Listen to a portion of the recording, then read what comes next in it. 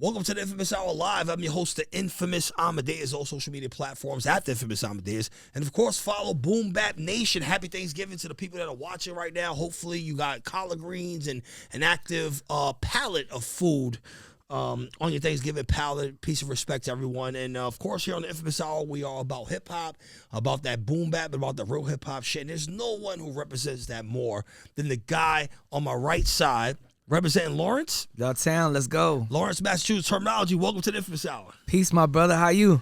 You were on the Inphamus Hour early. I think we did it during COVID, like early on.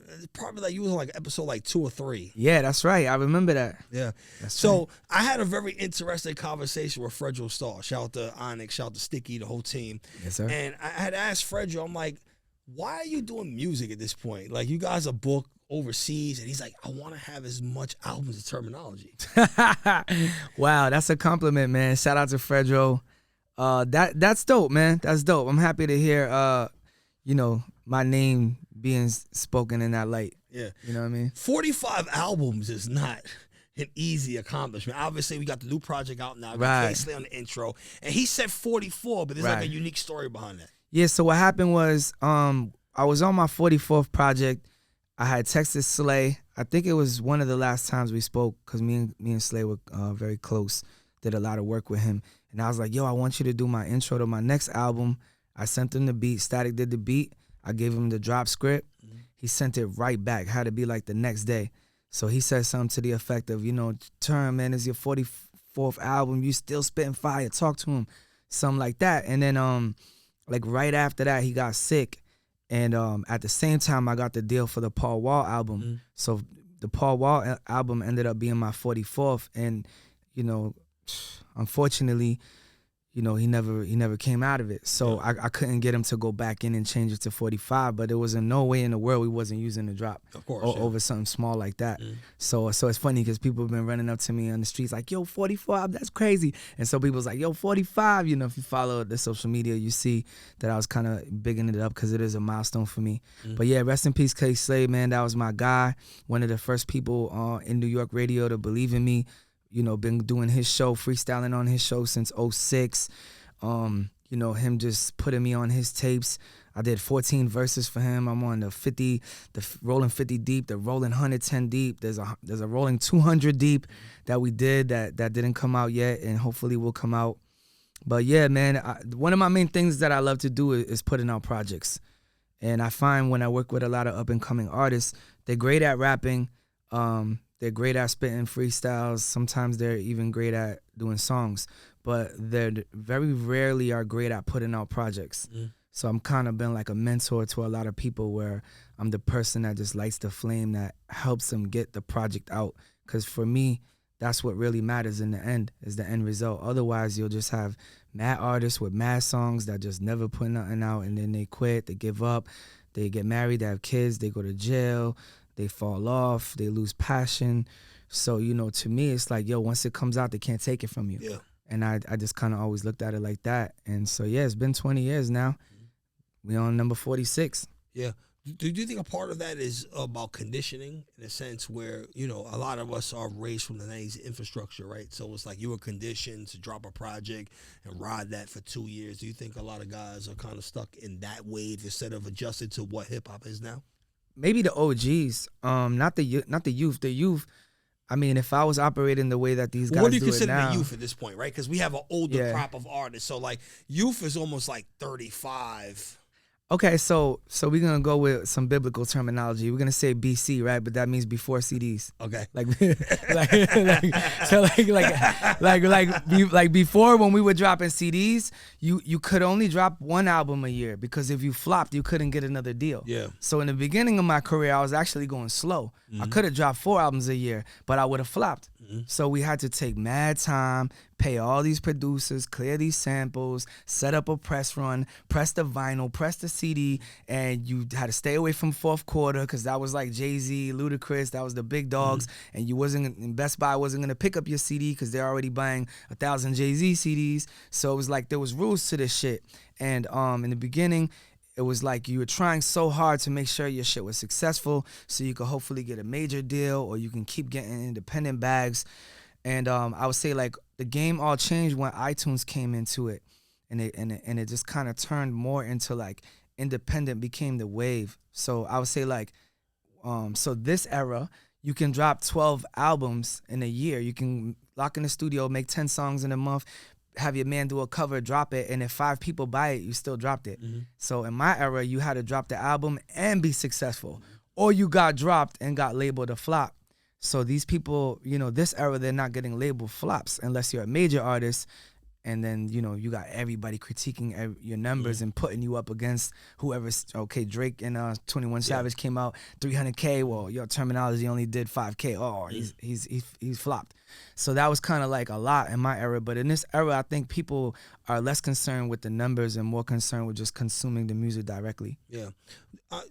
In your opinion, is that a losing formula as far as building records? Because we're also coming from a radio perspective, both of us, right? Yeah. So it's like you don't have time to kind of get behind a song in a sense because guys are dropping records so much. So is that in the bigger scheme of things hurting lyricism kind of going back to the forefront? It's hurting, you know, what I would say is it's hurting. Like mainstream-wise. Yeah, it's hurting bringing up underground artists into the light because they're not focused on making a big record anymore that sticks. They're focused on just making sure they got some content out.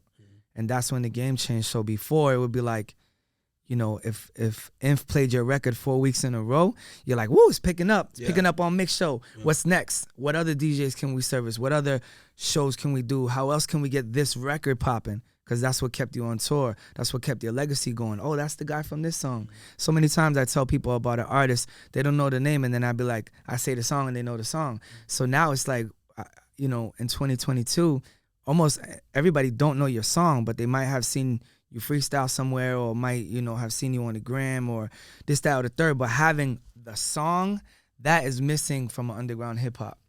So I think it's very important that shows like your show and Statik show and you know, Tony Touch, the few guys that are still doing boom bap and still finding one hot song and playing it consecutively 4 weeks in a row and not saying after 2 weeks, oh, it's old already. I played that last week, which is the format now because everybody wants exclusives. Yeah. But we're not making hits anymore. Yeah, I kind of feel like that hurts in a sense where like certain shows are like forcing you in a sense to continue to drop records and not giving your record a chance to actually build because they want the new heat and they're servicing like a super underground audience in a sense. Yeah. So I was impressed when I seen you because you tagged me when you play the records sometimes, and when you kept playing the Fredro song over and over, I was impressed because I'm like, it's been a while since the same DJ played the same song every week and didn't look at it like it was getting old. Me personally, I'm trying to create a different format in a sense because I'm on prime time. I'm on at noon, so it's okay.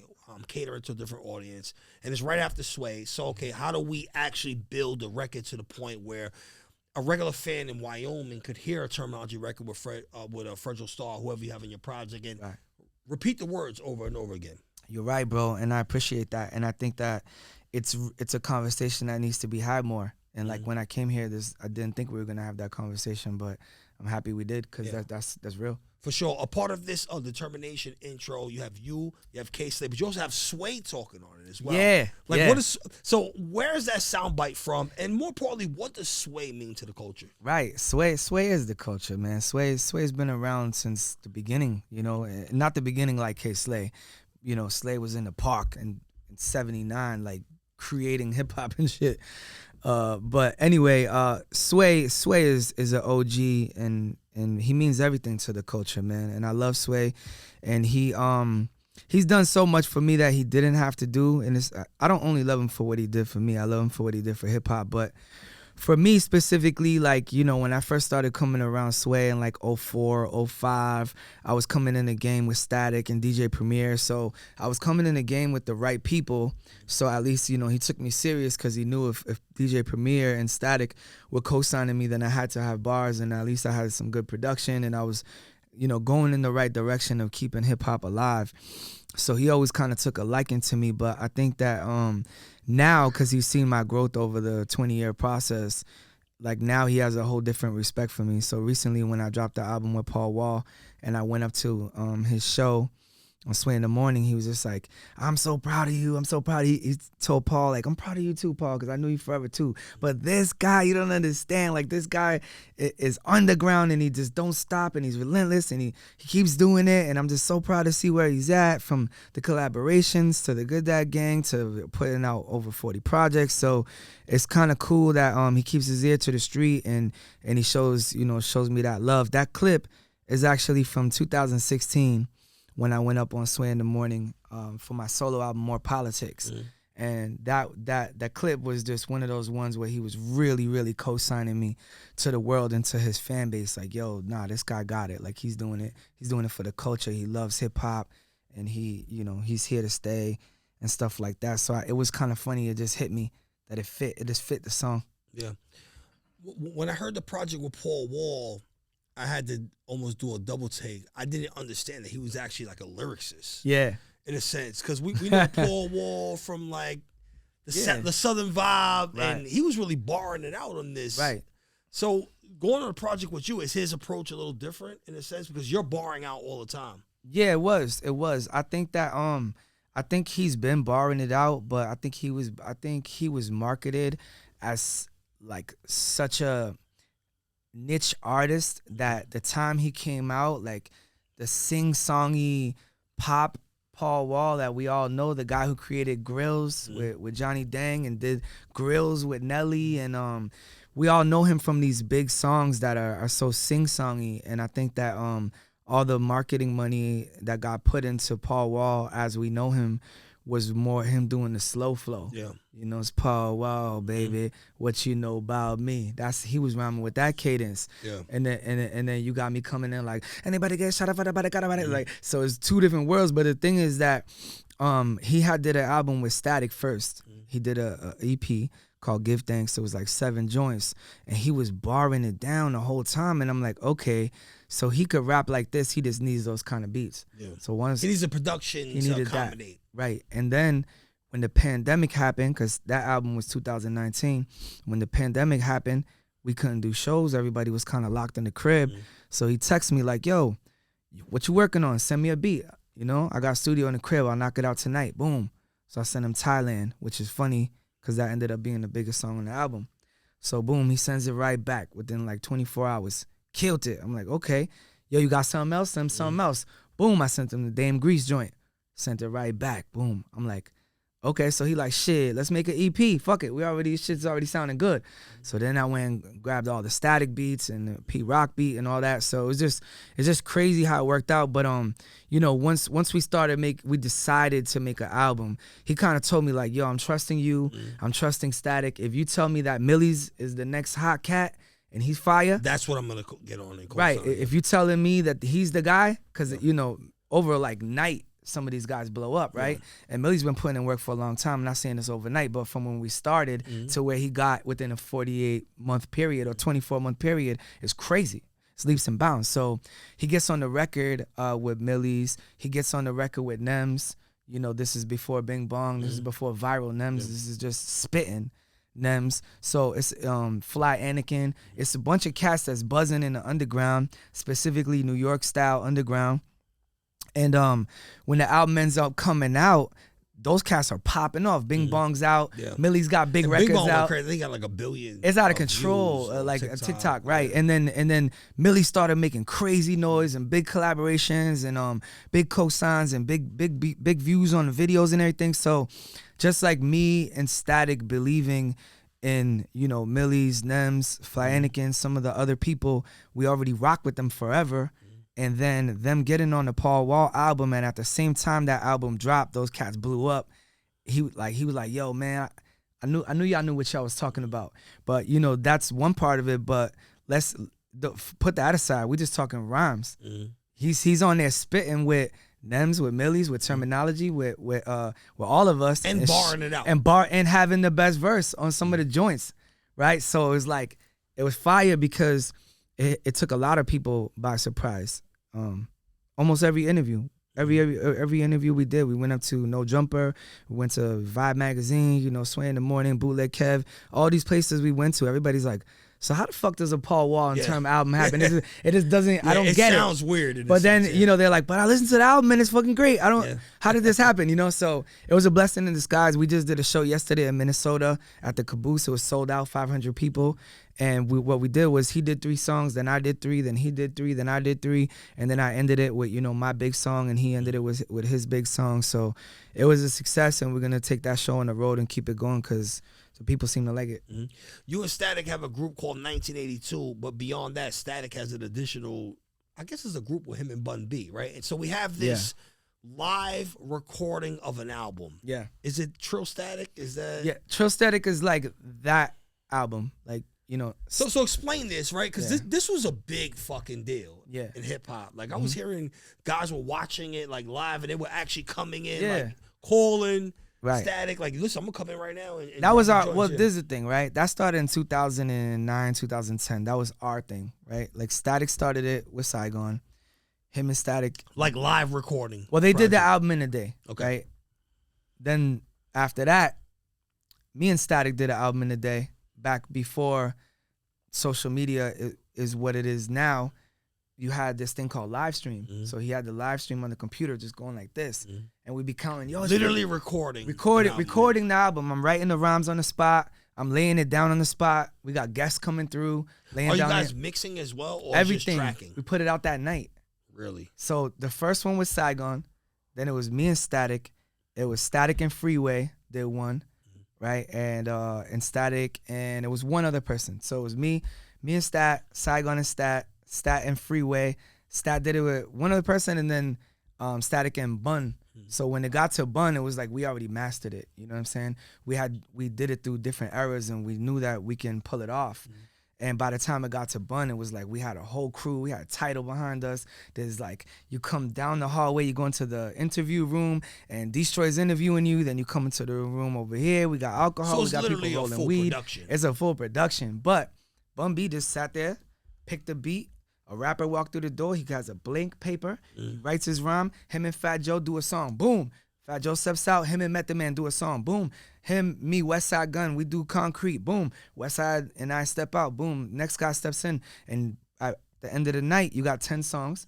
You know, so you start at 2 p.m., you finish at 2 a.m. Statik takes 2-3 hours mixing it, put it right out that night. Boom. Album in a day. That's crazy. And so the next one is coming up December 7th.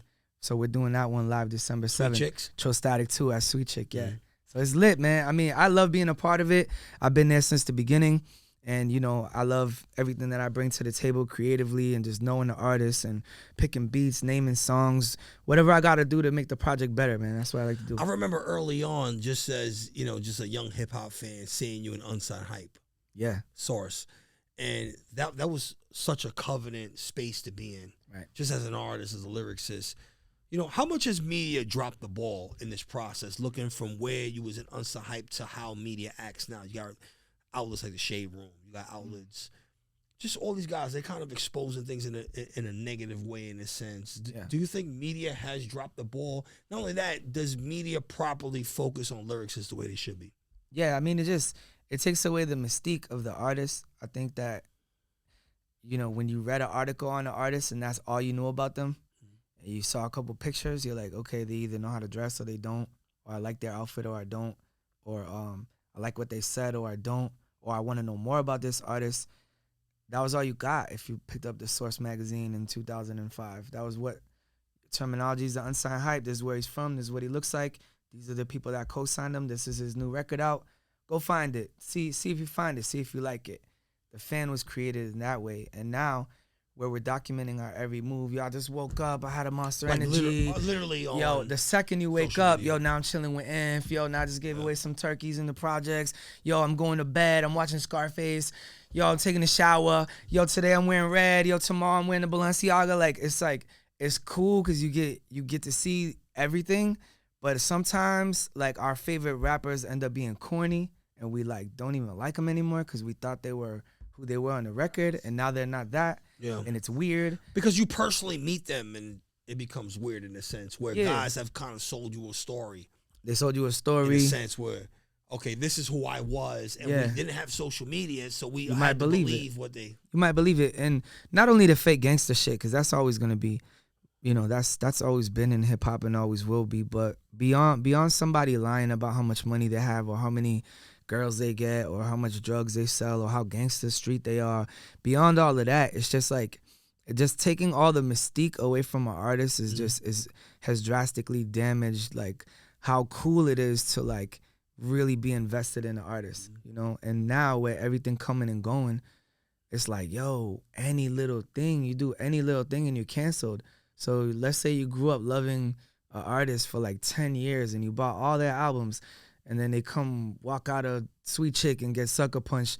And now it's, oh, he's a bitch, fuck him. Yeah, now it's viral. What happened? You bought all his albums, like you never got punched before or can't get punched tomorrow. Like, so I just feel like it's so weird and so like unrealistic, right? And I think like, all right, so let's say a girl like cheats on her man, and then now it's on the shade room. Oh, this girl cheated on this celebrity, and now everybody's like, oh, she's a hoe, she's this, that, fuck that bitch, da da da. But your mom cheated on your dad, and you still say hi to her every day. Yeah. So make it make sense, you know. A celebrity slaps his wife. Now he's a woman beater. He's canceled. Your dad smacked your mom. You still say bendición every day. You love him when you see him. But make it make sense. Why does it have to only apply to celebrities? They're people just like you. They're no better. They're no worse. Mm-hmm. I just feel like it's kind of, we're in a weird space where like people hold celebrities like to this weird standard. You know what I mean? And it's kind of hate that shit. It feels super unfair in a sense where every move is documented. Now, you coming from New England. Yeah. Why is it we haven't had more artists pop from New England? So we got very selective few. We got you, Statik, Joyner Lucas, Guru. Yep. Millie's. But beyond that, and I always found New England to be a very particular place. I remember when I was... quick side note, I remember when I was about to stop filming, I went to Lawrence and we did a documentary. I still have the footage. I brought you to every project in my city. This was at the end of my film career, so that's why people haven't seen it, but I still have the footage. Yeah. But why do you think this particular area hasn't had more artists pop off, considering this area operates as one state? Yeah. I think that, to be honest, I think that now is the best time for the city, and it couldn't be a better time, right? How whack would it be if it was like, oh, yeah, we had some dope artists back in the days. Instead, it's like, yo, Bia's out, she got hits. Joyner's out, he's popping. Cousin Stiz just went gold. Millie's is popping. You got new kids like Token and Van Buren Records. And shout out Token, he's dope. You know what I'm saying? There's so much going on from the city. Me and Statik, you know, both moved out here and made our wave out here. You know, there's other people who are more behind the scenes that are writing for people like Post Malone and making beats, big beats and shit. So I just think that, you know, I don't know what happened before, but I know that I've been in it for 20 years. And I know that when I first started coming to New York in 2004 and performing, there was no respect on any Boston artist name. It was like, if you came out here, the only artist they really knew was like, let's say, Amadeuz, maybe Ed O.G., maybe Ed O.G., shit like that. And those artists are dope. Not taking nothing away from them, but they're old school, right? There's more beyond that. But they were old school, and Guru was passed over as a Brooklyn artist because he wasn't getting love in Boston, so he moved out here, recorded The Planet, talking about Brooklyn. He linked up with Primo. They created a whole sound, the boom bap sound we use today. They brought that shit to the forefront. So I feel like Boston artists or New England artists in a whole just kind of got lost in the sauce and didn't really know how to make the transition. And I think what changed all of that was the internet. Because I'm pre-internet, right? So there was a whole long, that's the reason why there's 14K Slave mixtapes from 2006 to 2020, and I'm the only Massachusetts artist on these tapes because I was the only one that was making any noise outside of the city, to the point where K-Slay would reach out and be like, now, does get making on that. Noise outside of the city consist of leaving the city? A lot of artists get stuck in their town. It's like, needs to. I'm hot in the Bronx, I'm hot in this place, so I just stay. It had a lot to do with that too, right? It had a lot to do with Statik moving to NY in 2004, me following him and moving out here in 2007, and us just, you know, grinding every day in the city, making relationships, you know, getting our props, and just doing major shit all around the world and letting home hear about it instead of staying home and trying to bring the world to home. we went around the world and brought our, state to the world. But I think now with the internet, it's like shit. We always had the internet, but I mean now with like the type of social media we have, it's like anybody could pop like tomorrow. Like anybody could pop. You seen what happened with Ice Spice? Like it just you could just come out of nowhere and just you pop. You have a trash record. Yeah, and I like that girl. I'm not using her as a bad example. I'm just saying you could be like nobody heard of you, and then tomorrow everybody heard of you, right? Yeah. So I just feel like that helps a lot now with just people going viral. You know what I'm saying? And so I think that had a lot to do with the reason why, and also I think it had to do with a lot of dudes were grinding for a long time, or people. Like Bia had deals. She was working with like Pharrell and other people, and maybe you just didn't hear about her for years. And then when she finally got that big record with Russ, it was like she was out of here, and now she's here making hits all day. And we're so proud of her, and we're so happy to see her doing that. But yeah, for a long time it was just me. It was me, maybe Slane, Smoke Bolger. It was just maybe like 3 or 4 of us that was the only ones really getting like international love outside of the city. For sure. You're watching the Inphamus Hour right now. If you're watching on Boom Bap Nation, happy Thanksgiving. I'm the Inphamus Amadeuz. Termanology is here. One of the things that I've always respected about you, I'm a big family person. Right? I've raised 5 kids. I mean, good dad gang. Super. And I got to be a part of the first Billboard experience in Times Square. Did you help with that? Let's talk about the Good Dad Gang brand and what that represents to the community. So Good Dad Gang started as a hashtag on Instagram in 2014. Obviously, I move around a lot. I was touring like crazy. And when I'm running around like that, I got to give props to my daughter's moms taking care of the kid all the time, taking them to school, homework, getting them ready for bed. Just you could send money back home, but that ain't being there. So, my thing was I'm always there every birthday, Christmas, holiday, every type of holiday, graduation. I'm always there for the important times, but I'm also on tour. You know what I'm saying? I'm also driving to NY every Thursday to do radio. I'm also, bouncing around wherever these opportunities come. So I say all that to say that Sundays were always my day, right? That was known as Daddy-Daughter Day. So no matter how busy I was through the week, how many shows, how many studio sessions, I always took the kids on Sunday. And it started out as Daddy-Daughter Day, and then it turned into Good Dad Gang. And the hashtag, like, caught flame. It really, like, blew up, like, the name, like, fast on IG. And people started saying, like, hey, you should make a shirt or make a hat. I'll buy one. And so I said, all right, I went to the flea market. I made one shirt. I put it up. I'm like, yo, if I put this out, will y'all buy it? So, like, I want 1. I want 5. I need one for my dad. I need one for my husband. I need one for... So, boom, there was, like, 40, right off the rip. It was, like, 40 orders. And I'm like, all right. So I went and bought 200. I just had them in my trunk. I'm driving around the hood. I'm going around selling them to people. I ran through the 200 fast. So then I'm like, all right, I need to trademark this. I need to copyright this. I need to start a corporation, an INC or an LLC. I need to get all the social media handles. I need to get a lawyer. I need to, there's so much that needs to be done if I want to, take this brand where I think it could go. And from 2014 to now, it's crazy. We got 100 tattoos that we know of. People tattooing the brand and the logo all over them. We have a sneaker deal with Patrick Ewing. We have collaborations with Gangstar and Diamond, Diamond Supply. I mean, infinite celebrities, people like Jamie Foxx, co-signing it, wearing it every day to his movie shoots. And, different sports figures. And beyond all the celebrities and all the money we've made and all the cool collaborations, the things that really matter is just that we actually made such an impact, right? There's so many people that every day they hit me up, they tell me their struggles. Yo, I couldn't see my kid for this long, and now I see the kid, and I love my kid, and, I wear the shirt every day, and my kid points out the shirt and says, look, that's me and you, Dad. And, people ask me for advice, and people just really, really love the brand and gravitate towards it. And we have like so many supporters all around the world, and it means so much. It's a conversation starter. When you wear it, people want to know about it. If you had a good relationship with your dad, you might be excited about it. If you had a bad relationship with your dad, you might not be excited about it. You might look at it some kind of way, but it's a good conversation to have because, we need to try to do the best as we can as parents, even if we grew up with a bad relationship with our father or no relationship with our father. Sometimes that makes us a better father. That's what happened in my case. For sure. And then when you navigate through that process, because you're starting to start something specifically for the dads, and when you have like Gangstar brand come in, or you have Hewing Athletic comes in. Like, what does that mean to Termanology as a person? Forget the rapper. To have a Hewing Athletics come in and co-sign that, or a Gangstar come in and co-sign that. Means the world, bro. I'm a fan first, you know. I got 40 crates of vinyl, and I'm not a DJ. I got 3,000 CDs. I started collecting CDs when I was 14, and I still buy them.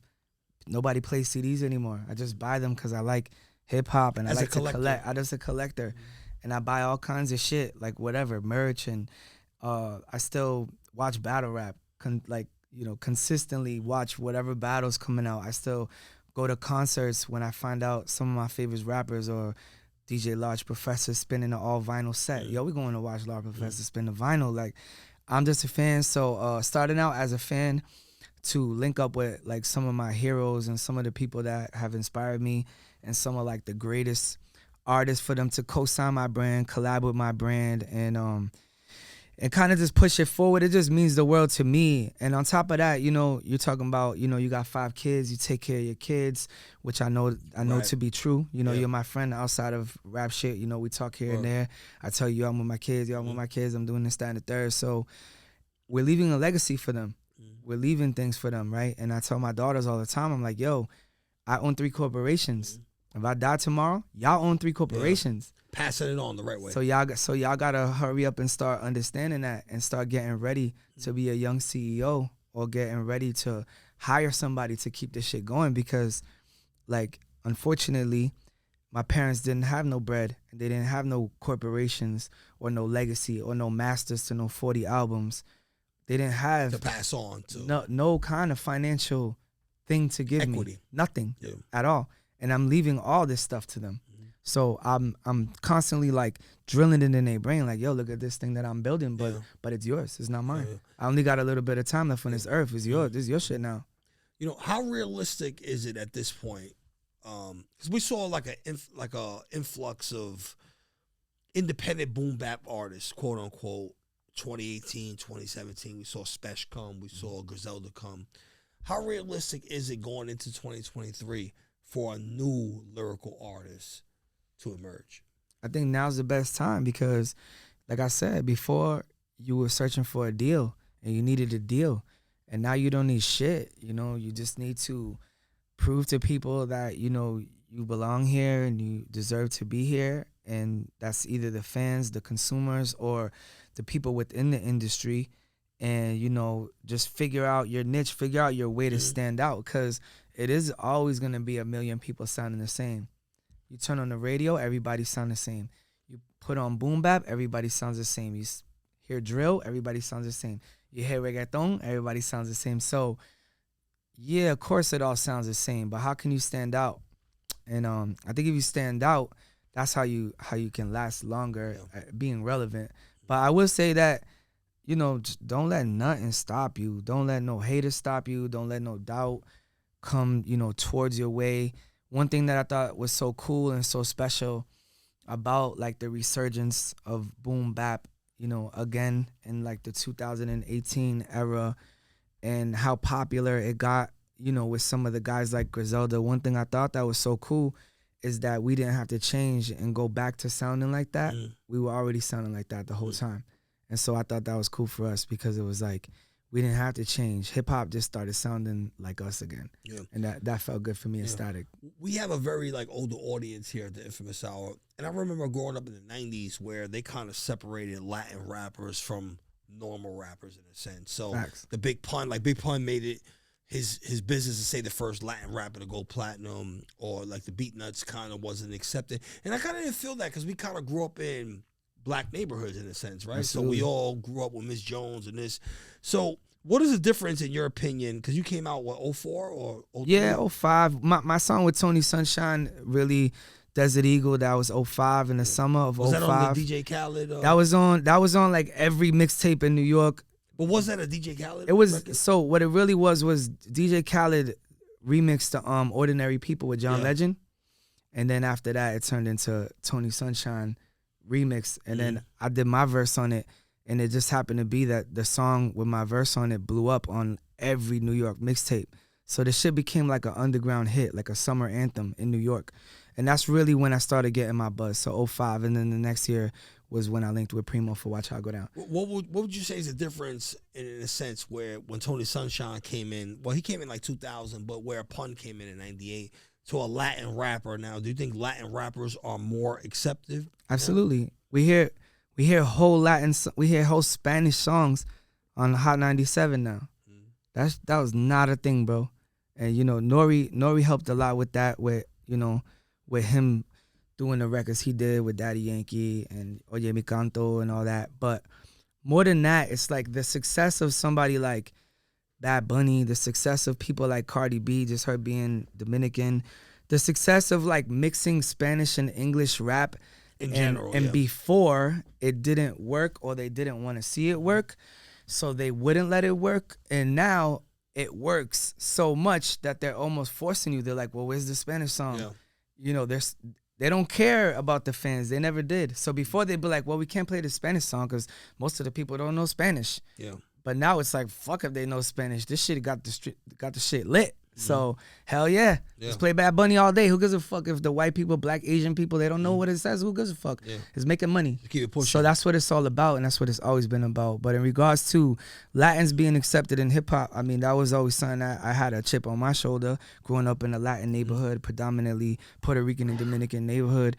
That's something that always kind of bothered me for sure. And more than bothered me, just kind of like made me want to like go super hard to just be accepted as far as just a hip hop artist, not a Puerto Rican hip hop artist. Yeah. But I do feel like it's in a better space. It's in the best space that it's ever been.